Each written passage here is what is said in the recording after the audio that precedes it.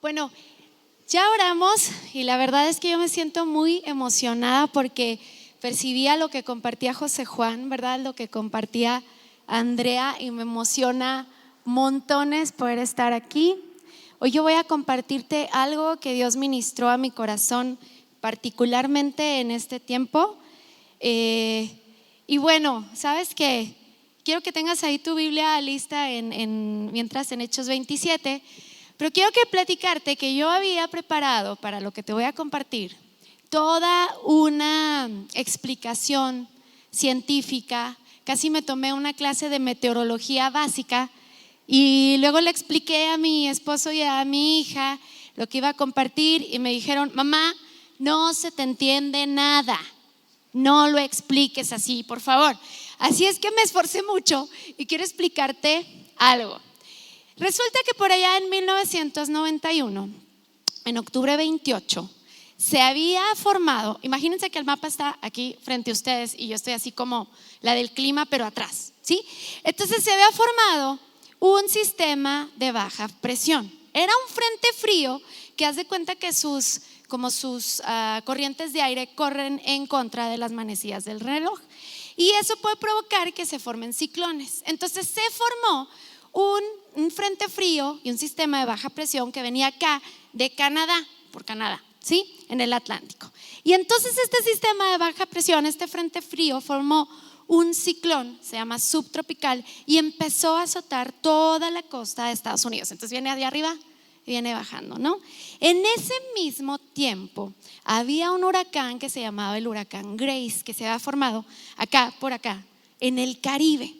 Y ese huracán Grace se había catalogado en la categoría 2 de Saffir-Simpson. Esa es una categoría que mide como el grado de fuerza, ¿verdad? O de devastación que puede provocar un huracán. Hay 5, el Grace era 2.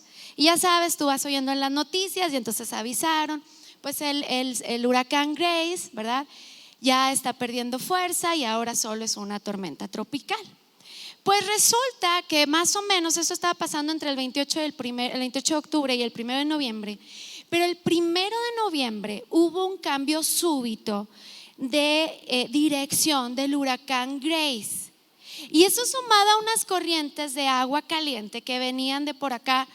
Perdónenme, es que no he practicado eso de la meteorología de acá para explicarles, ¿no? Venía como del Golfo de México hacia el Atlántico.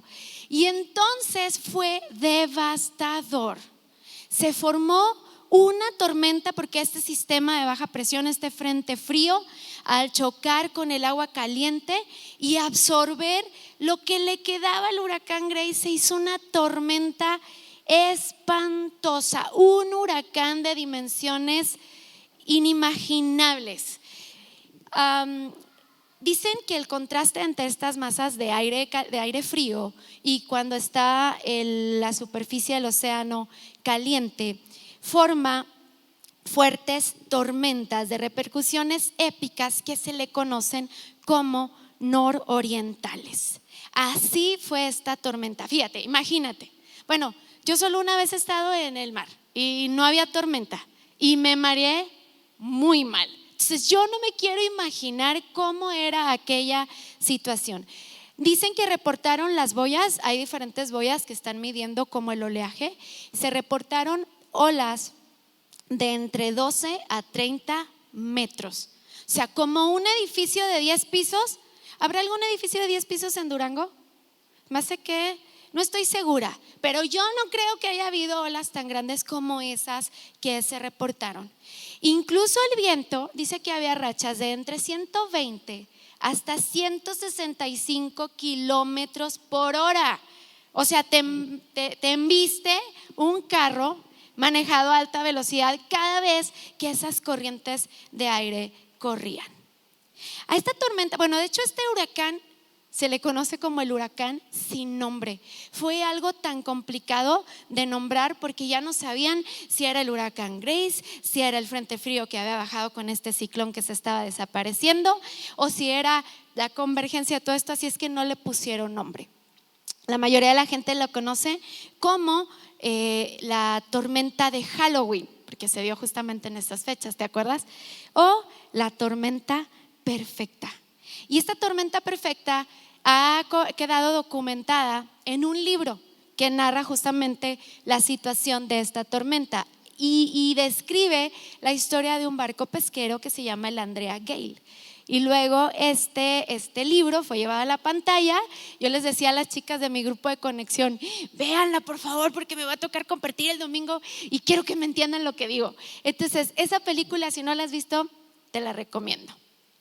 Así es que te llevé yo a que abrieras tu Biblia en Hechos 27 y quiero contarte que la Biblia tiene su propia historia sobre la tormenta perfecta.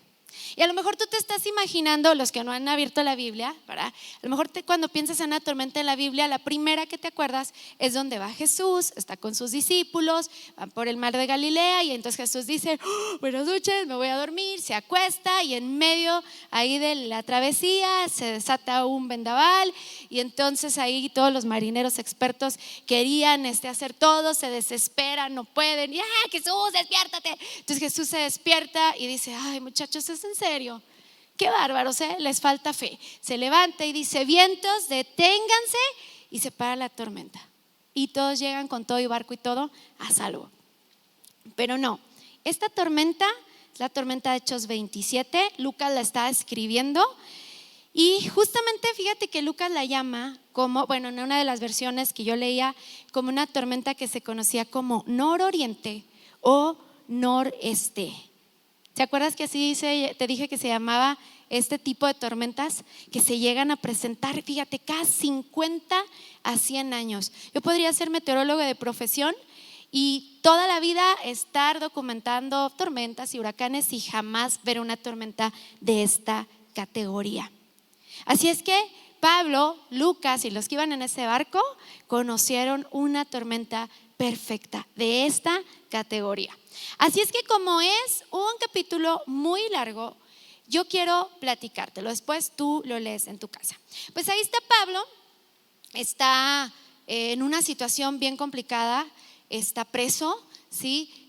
Fue acusado de cosas que él no había hecho, su vida peligraba y ante esta situación él había, por ser ciudadano romano, había apelado al César y había dicho: yo quiero que me lleven delante de César a Roma.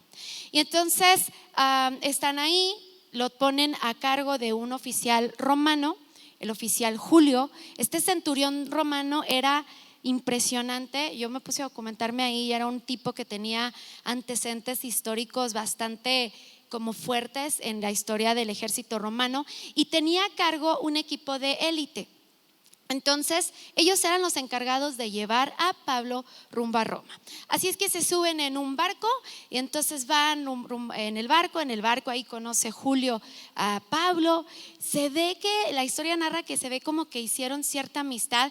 Oye, porque ¿qué centurión, verdad? O qué líder deja a un prisionero que se baje en un puerto y le dice: no te preocupes, ve, visita a tus amigos? ¿Verdad que no es raro, verdad? Pues así le pasó a Pablo. Llegaron a un puerto y entonces lo deja que vaya en Sidón, visite a sus amigos, comen ahí. Ellos tenían pensado hacer varias como paradas para llegar y abastecerse de provisiones.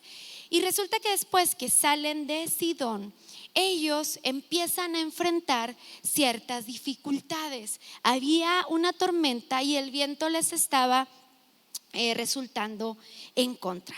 Así es que ellos decidieron cambiar de barco.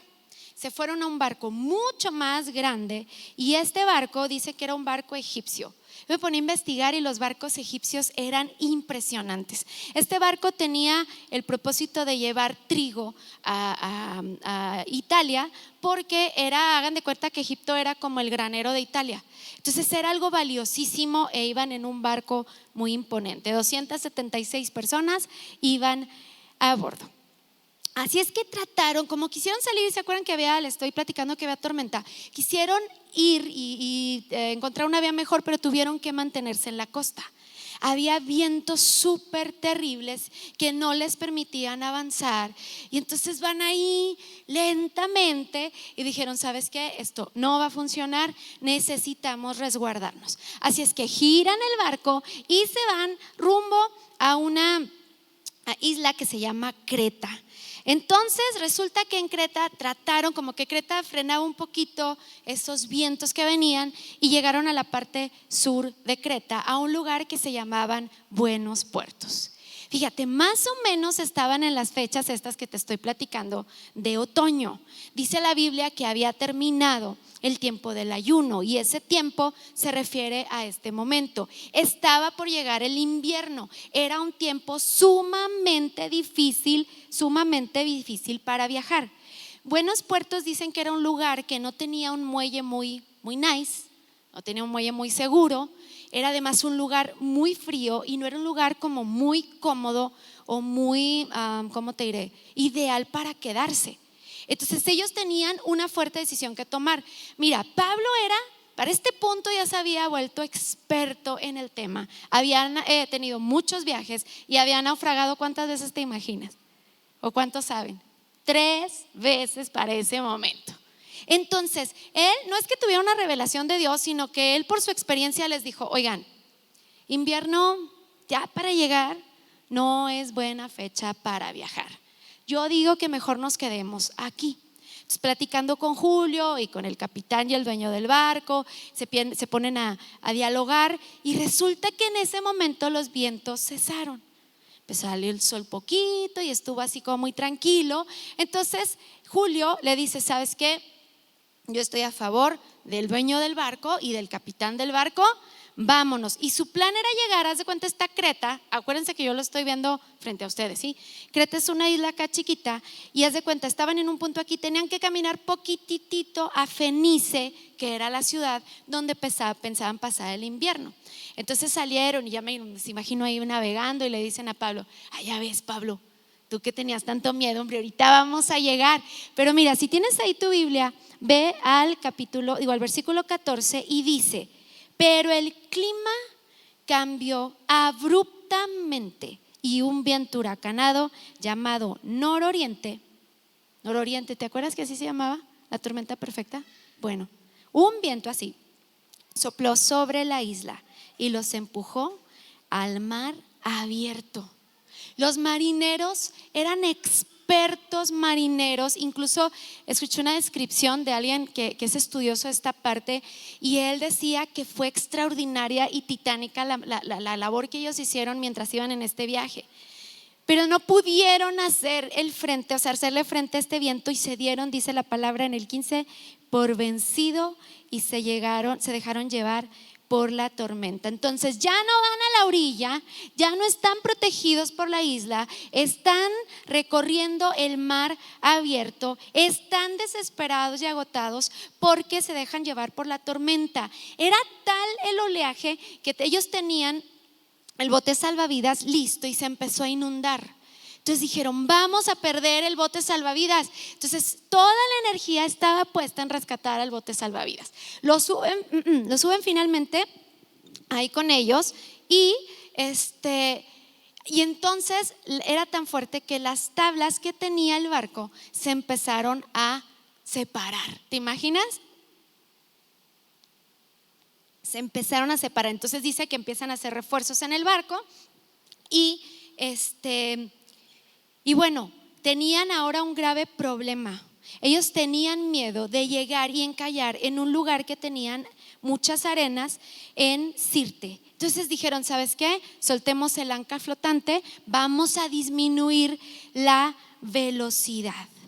Y mira qué impresionante, tiran la carga, empiezan a tirar, dice la Biblia, que hasta cosas importantes que tenían dentro del barco. Y la gran tempestad rugió durante muchos días, dice el versículo 20, ocultó el sol y las estrellas hasta que al final se perdió toda esperanza.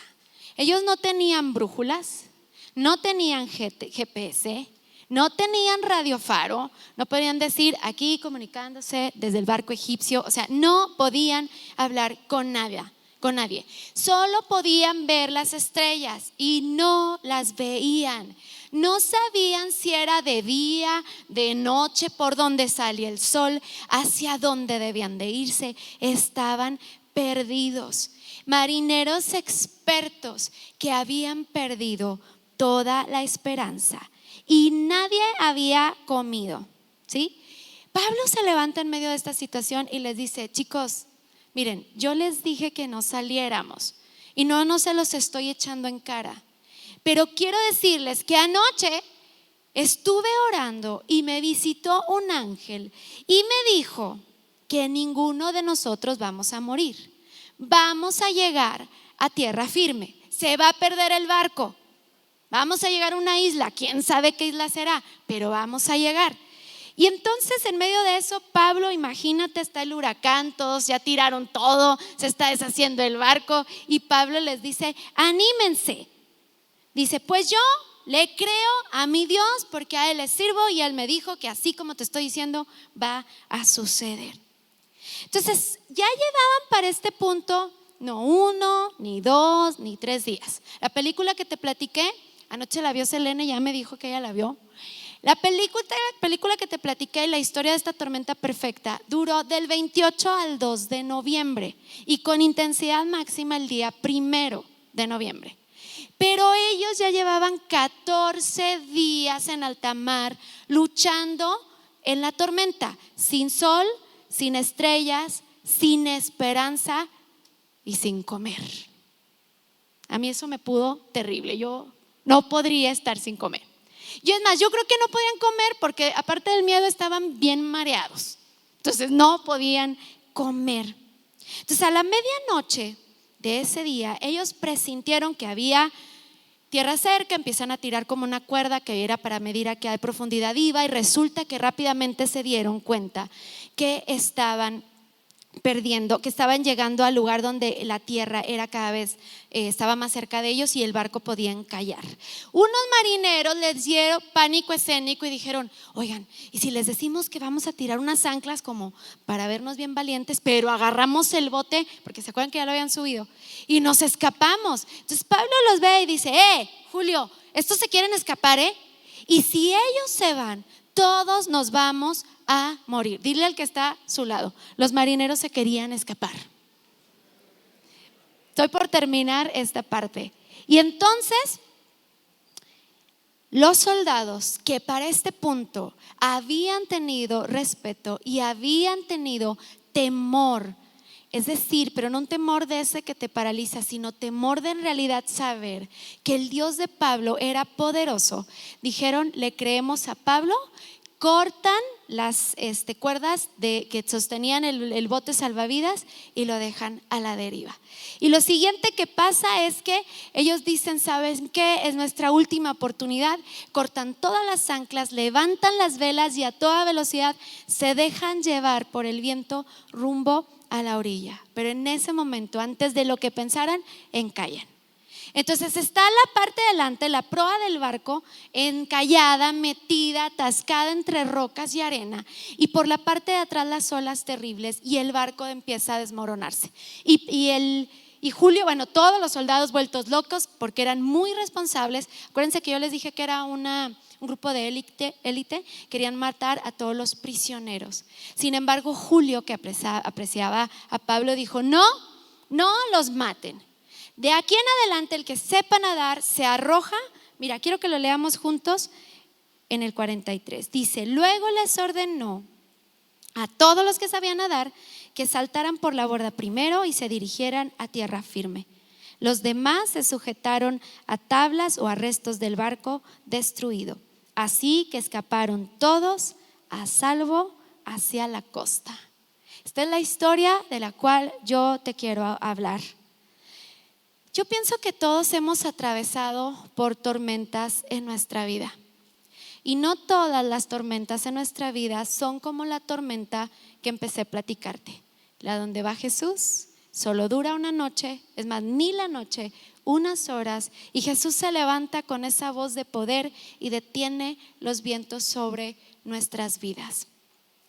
A veces hay tormentas que Dios permite en nuestras vidas, donde quizá la tormenta no dure horas, quizá dura 14 días, no has comido, no ves el sol, no ves las estrellas, no hay dirección, se ha perdido todo y no tienes ninguna esperanza. Y a lo mejor el barco donde tú pensabas que ibas a sobrevivir o el bote salvavidas se ha destruido. Pero mira, yo quiero que tú veas algo. En esta historia que te platico, Pablo tenía un llamado, porque ni más ni menos que en el capítulo 23 el mismo Dios se había aparecido delante de él y le había dicho: Pablo, te voy a llevar a Roma para que prediques mi palabra. Entonces, Pablo va con un llamado y nosotros ahora, si tú te adelantas, conoces la historia, porque aparte te la acabo de contar, que llegaron ahí a Malta y de ahí, después de 3 meses, llegaron a Roma. Pues como Dios, ¿verdad?, llevó a Pablo a Roma, yo creo que Dios te quiere llevar también a ti a Roma, a cumplir tu propósito en tu vida, en mi vida. Y yo creo firmemente que Dios va a llevarnos no solo a nosotros, sino a los que van con nosotros a salvo a la costa. ¿Cuánto dicen? Sí, yo creo. Ok, así es que quiero mostrarte 3 cosas que yo entendí al ver la mano de Dios en medio de una tormenta perfecta. El primer planteamiento que yo te hago es que yo creo que Dios permite las tormentas en nuestras vidas porque Él quiere llevarnos a otro nivel.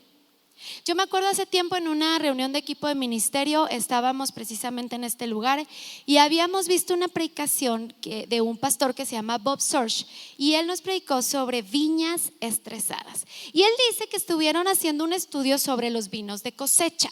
Estos vinos de cosecha, o sea, son vinos carísimos, tienen condiciones particulares y quisieron investigar qué hace que una cosecha de uvas produzca un vino tan extraordinario.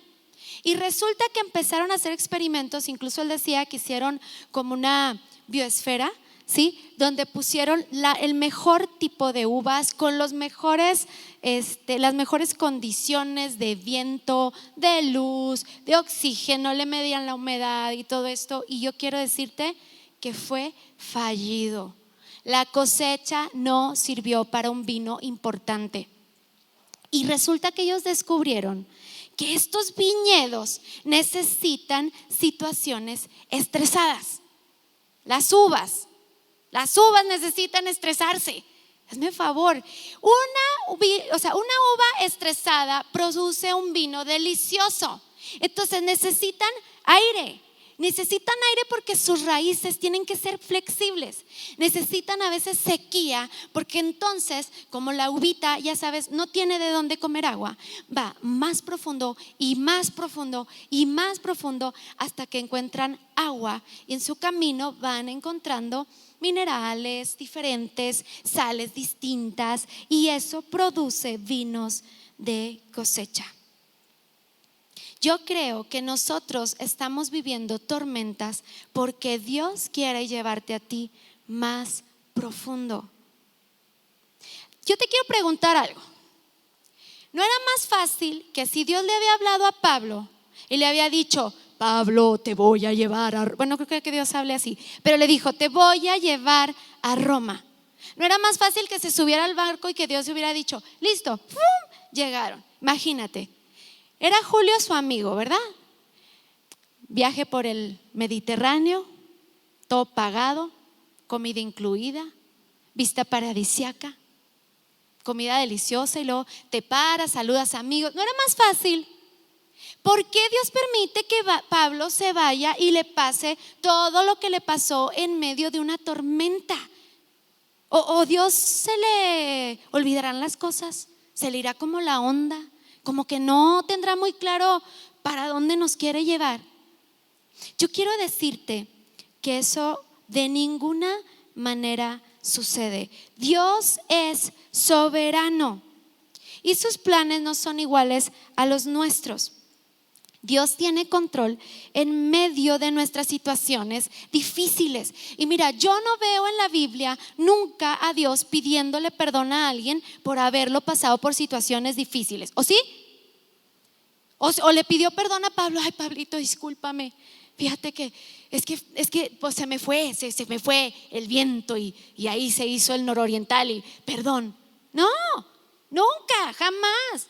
Mira, yo quiero decirte algo. Voltea y dile: Dios está en control, al que está a tu lado.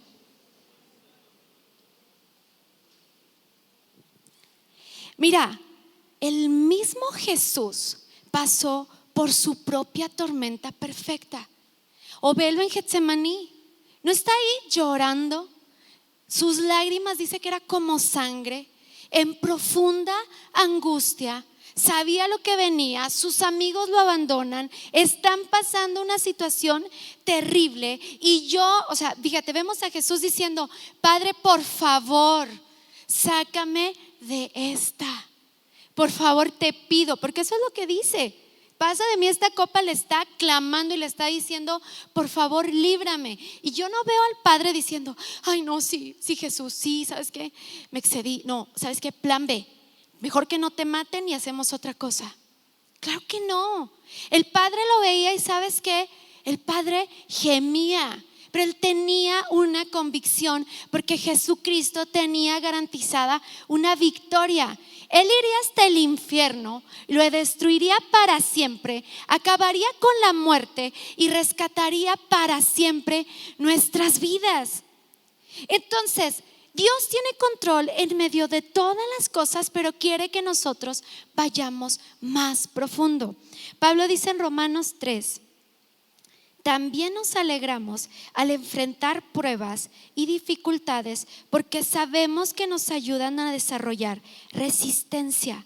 Y la resistencia desarrolla firmeza de carácter, y el carácter fortalece nuestra esperanza segura de salvación.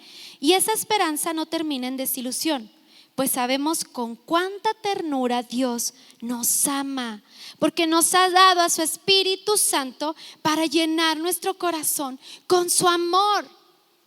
Pablo seguramente esta noche con Lucas, porque Lucas narra esta historia, estaban clamando en medio de esta tormenta. Y Pablo estaba recordando esto que él había aprendido y que le estaba diciendo a los romanos. Y yo me lo imagino que él va hacia Roma y él va diciendo: es cierto, esta tormenta, esta dificultad me va a sostener. Y yo pienso que Dios quiere hacer lo mismo esta mañana. Yo no sé qué tormenta estás tú atravesando. Quizá tú has perdido tu trabajo, no encuentras la manera de cómo resolver una situación económica y piensas que tu situación está a punto de naufragar. O no sé, tal vez sea una relación rota con tus hijos, con tu esposo. O tal vez estás pasando un tiempo de luto porque has perdido a alguien muy amado en tu vida. O quizá estás enfrentando un tiempo de enfermedad difícil. O tal vez has tenido un tiempo con depresión y ansiedad y han pasado no una, ni dos, ni tres noches, sino días y semanas y estás sin fuerza. Y yo quiero decirte que Dios te dice: no tengas miedo, porque yo sé los planes que tengo para tu vida, planes de bien y planes que no son de calamidad, a fin de darte un futuro y una esperanza. Así que mientras tú atraviesas esta tormenta, yo quiero decirte que Dios te quiere llevar a otro nivel. Él quiere usarte y quiere que en medio de la tormenta tú lo busques más profundamente. ¿Estás listo? Dile al que está a tu lado: Dios te quiere llevar a otro nivel. Muy bien. Punto número 2. En medio de una tormenta perfecta, puedes creer que Dios está contigo.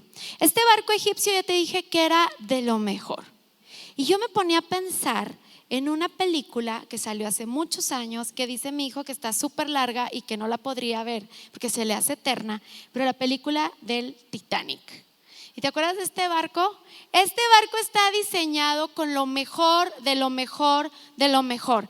Fíjate lo que tenía: gimnasio, piscina cubierta, biblioteca, restaurantes de lujo, opulentos camarotes para los de primera clase, estación de telegrafía, ¿sí? equipado con mamparas y con puertas en caso de que tuvieran alguna situación de problema. Se activaban a distancia, se dañaba alguna parte del barco, se cerraba una compuerta y el barco podía seguir como si nada. ¿Tú te acuerdas? ¿Cuántos vieron esa película? Ok, todos nos tenemos que acordar, y el que no la tiene que ver, dura 3 horas, pero sí resisten, yo sé.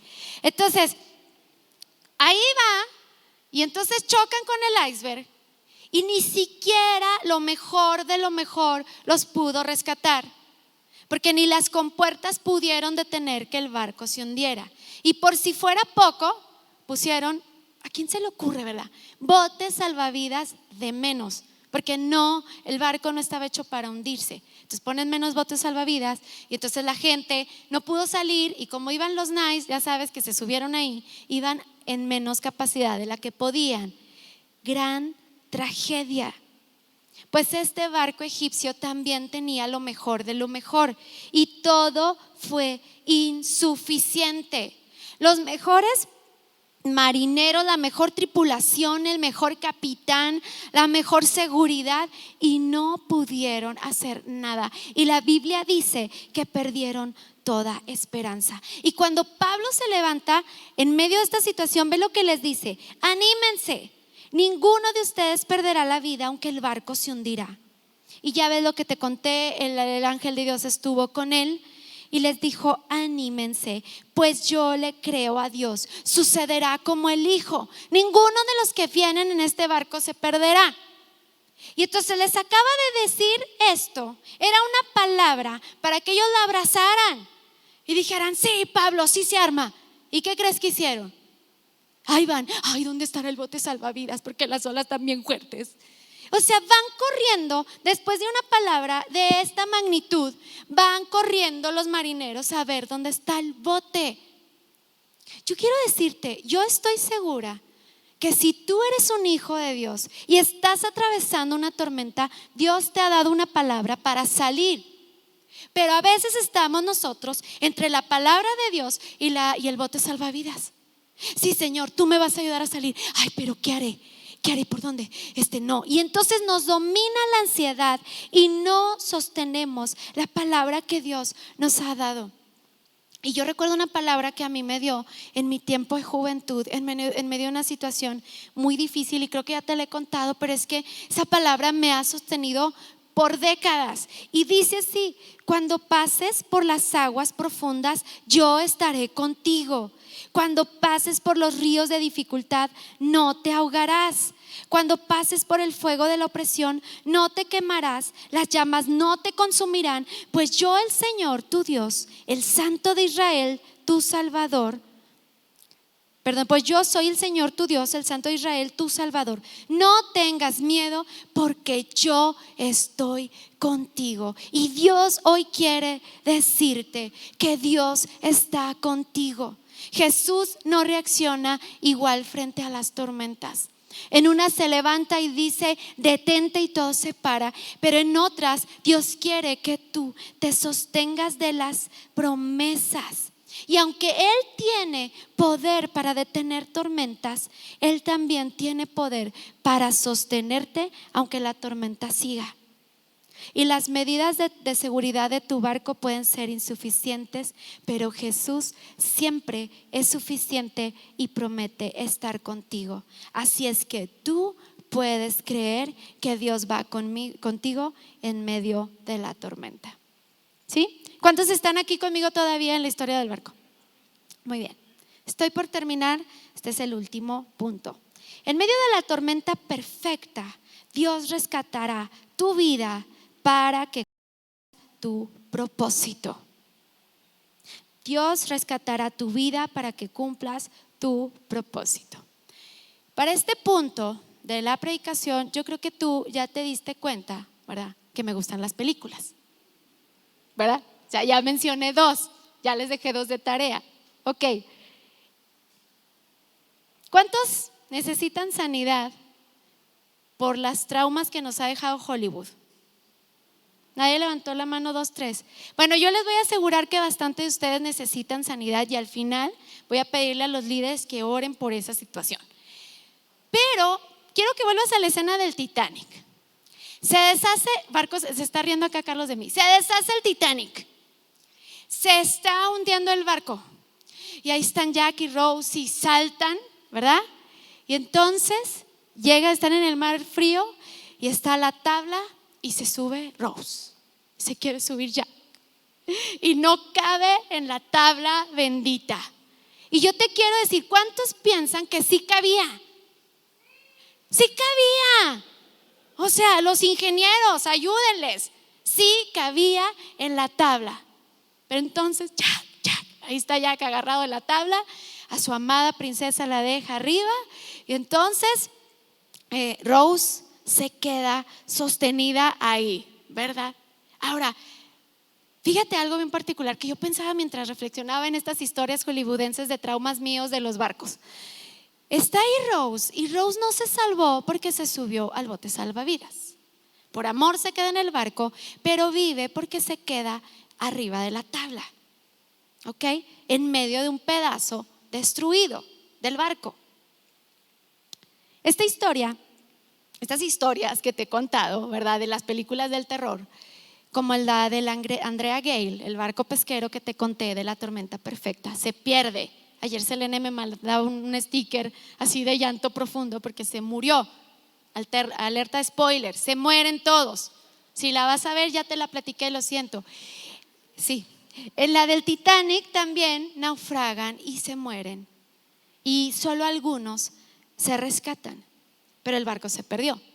En la historia de Pablo y el barco egipcio también se pierde el barco.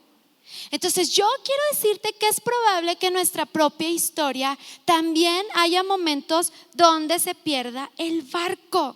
Pero Dios tiene poder para rescatarte, incluso usando partes de tu barco roto, porque Él tiene propósitos mayores detrás de la tormenta.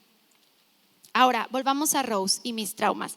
Rose está ahí, se queda con el frío, casi congelada, y lo único que tuvo que hacer era con el silbato, ¿verdad? Y entonces, aquí estoy. Entonces la ve un barco, llegan y la rescatan y ya, llega a tierra. En la historia de Pablo no fue así. Cuando el barco encalla, entonces, ¿te acuerdas? Llegan a la arena, las olas por detrás, se está deshaciendo, todos están vueltos locos queriendo matar a los presos.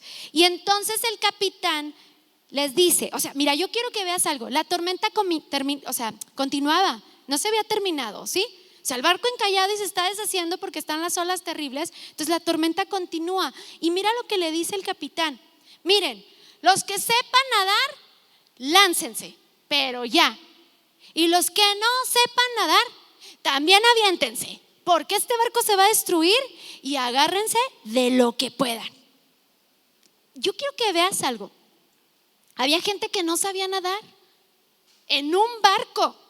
Mira, te quiero contar algo. Hace tiempo en este viaje que te dije paradisiaco, que también te conté que me mareé y todo el asunto, hicimos una parada con José Juan a una isla, pero así, no sabes, increíble. Es una isla privada en Haití. Sí, en Haití. Cosa maravillosa. Y ahí, miren, los que han ido a cursos de matrimonio con nosotros saben que José Juan me abandona. Cuando se trata del mar, Selene sabe, se va y ahí anda él surfeando y yo voy así porque no me alcanzan los pies y nunca llego. Y entonces, pero esa vez el agua me llegaba aquí. Entonces voy con mi marido así, todo por la playa, no, por el mar, ¿no? Una playa privada, bien a gusto. Y luego él te puede decir, vino una olita, pero así como de esas que saltas así, ¿no? Y entonces saltamos la ola y no había arena. No había arena. Entonces, agarrados de la mano. Y entonces quisimos nadar un poquito sin soltarnos al banquito de arena. Y no había arena. No había arena. O sea, ¿por qué no había arena? Me llegaba aquí. Y de repente, es más, con esto te digo todo. José Juan no alcanzaba el piso. Entonces ya te imaginarás, yo moría. Nos soltamos y empezamos a nadar. Yo le decía ayer, oye José Juan, ¿cuánto habremos nadado? No sé, me dice, pero a mí me parecieron kilómetros. No sé cuánto nos tardamos para llegar a la orilla, pero llegamos así devastados. O sea, 20 minutos Ya pasaron 20 minutos, volteamos y nos vimos y dijimos, sí estuvo cañón, ¿verdad? Sí, casi moríamos en nuestra noche ahí, tarde ahí de romance en la playa. Fatal. Así es que es lo más cercano que me puedo imaginar a los que estaban arriba del barco y no sabían nadar. Yo creo que fuera que supieran nadar o no, ellos debían esforzarse para llegar a la orilla, como José Juan y yo. En ocasiones Dios te ha dado una palabra, pero tú necesitas abrazarla y nadar sosteniéndote de ella. Tal vez tú sientes que no puedes o que no tienes las herramientas, ¿verdad? Porque a lo mejor no sabes nadar. Y yo me imagino que hubiéramos saltado en ese barco y sí, agarras la promesa, pero tú estás arriba de la tabla y dices, ¿por qué se rompió el barco? ¿Para qué tiraban el bote salvavidas? Mejor ahí, los que no sabemos nadar, mejor nos subimos, ¿verdad? O a lo mejor pensaban, el barco, ¿por qué no subimos en el egipcio? Si el otro viejito que traíamos se me hace que era mejor, ¿no? Pero yo quiero decirte algo. A lo mejor tú sigues llorando por el bote salvavidas, ¿verdad? Pero Dios te está diciendo, por favor, sostente de ese pedazo roto que tienes, porque yo te he dado una promesa. Vas a llegar a tierra firme, pero tienes que llegar nadando. Y a lo mejor estamos ahí como Rose queriendo hacer y que lleguen por nosotros, nos rescaten y nos lleven. Pero yo te quiero decir algo. Yo tengo una convicción y es lo que Dios me ha hablado a mí en medio de este tiempo. Dios está conmigo, pero yo creo que Dios quiere desafiarte a que tú nades. Y si no sabes nadar, agárrate de un pedazo roto, pero nada, tienes que esforzarte, porque acuérdate que ya dijimos que Dios te quiere llevar a otro nivel, que Dios está contigo, pero Dios también tiene un propósito para ti. Pablo había tenido un llamado de parte de Dios, ¿te acuerdas? Lo había llamado. Pablo sabía que debía llegar a Roma porque el evangelio de Dios tenía que ser predicado en aquel lugar. Entonces, tal vez como nuestra tormenta, la tormenta en Hechos 27, Dios te permite pasarla porque Él quiere conquistar un nuevo territorio que Dios necesita en su reino. Yo quiero pedirle a los músicos que pasen mientras estoy terminando. Dios quiere llevarte ahí porque tú eres importante para llevar su mensaje. Tú mismo eres el mensaje. Tu propia vida, tu historia, lo que has vivido, el naufragio, el miedo que sentiste cuando venían las olas, el hecho de que tú no podías comer, cualquiera de estas situaciones que tú puedes creer que en tu historia son sin importancia, Dios quiere usarlas porque Él tiene propósitos más grandes. Yo no sé cuál sea. Mira, Roma para Pablo era su propósito. Dios lo había llamado para llegar ahí. Yo no sé para qué Dios te ha llamado a ti específicamente, pero sí quiero decirte algo, iglesia. Si tú estás acá y le has entregado tu vida a Jesús, tú tienes un propósito mayor. Y quiero decirte para qué has sido escogido. Dice Isaías 61 que Él te ha ungido, te ha escogido para que tú lleves buenas noticias a los pobres, para que consueles a los quebrantados de corazón, para que proclames libertad a los cautivos y que los prisioneros sean puestos en libertad. Vas a anunciar a los que se lamentan que el tiempo de la gracia y del favor de Dios ha llegado.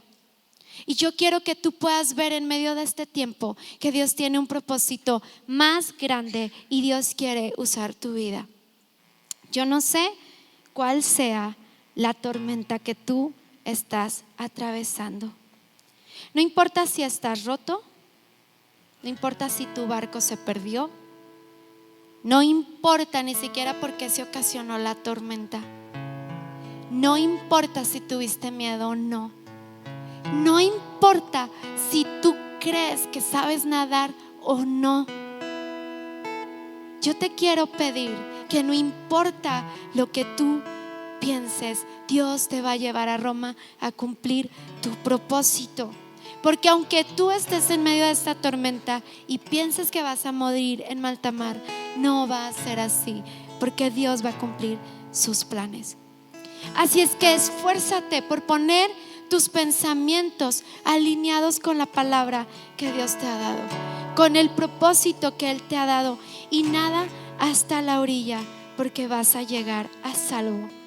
Y tú puedes decir, Janet, pero tú no sabes arriba de qué estoy sostenido.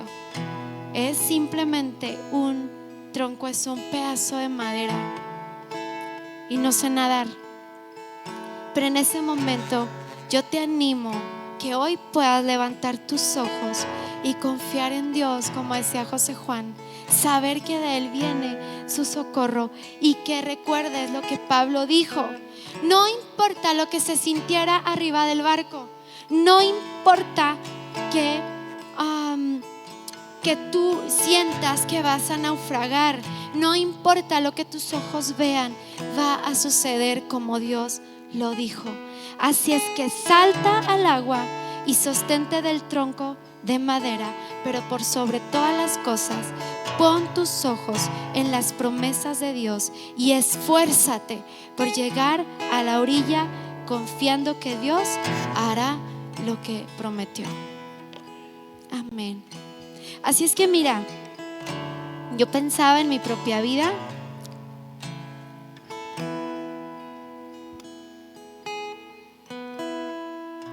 y pensaba que hay tormentas que no tienen explicación.